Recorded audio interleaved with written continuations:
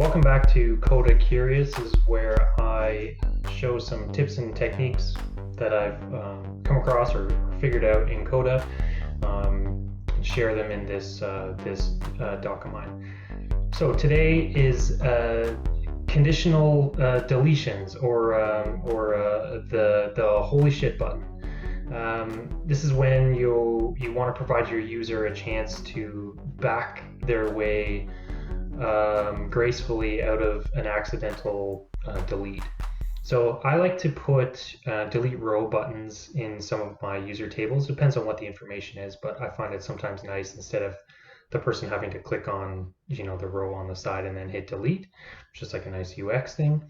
The problem is once you hit it, it's gone. And so the essence of this tip is that clicking this delete row pushes to a separate table, which opens up, gives you another chance to consider it before you actually delete. So first of all, you'll have an important table. It's got some information that you want your user to be able to delete.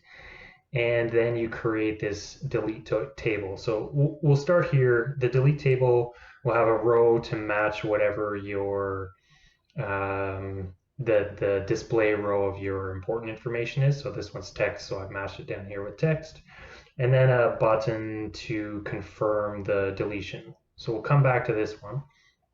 Go back up to your important table. You want to add a button here for delete row. And we'll open this one up. You can see what it does. Very simple. Add row to the delete table, and it passes the name of this row, important info. So whichever row you click on, it'll pass that name into the important info of the delete table. And that's it. I've got it set to open row for editing, because once you do that, so let's take, say I want to delete my passwords, click delete row. Well, it'll open this up. And now we're in, I'll just close this for a moment. Now we're in delete table. You can see it's created a new row in delete table for to match my passwords.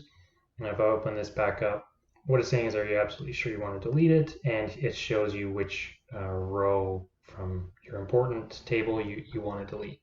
So if I click delete, great, it's gone, disappeared. I'm just going to Control Z to bring that back though. So the key is this confirm deletion button, and it's doing a few things. So you can see it's got to run actions, and then it does these three things. The first thing it does is to delete the row from the important table. So it looks up to the important table. It says match important info from the important table with whatever I've got in this row. The second thing it does is it deletes this row from the delete table, because otherwise you're just going to get cluttered. It ends up being a table full of things that you've already deleted.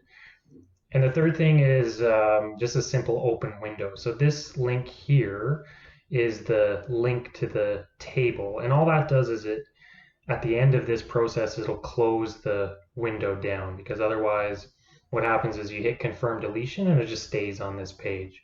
So for that link, I just took the table and said copy link.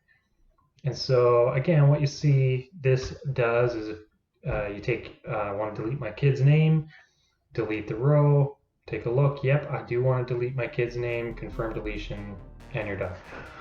So that's it. If you have any questions, definitely reach out and subscribe to the doc, subscribe to the YouTube channel, and thanks for watching.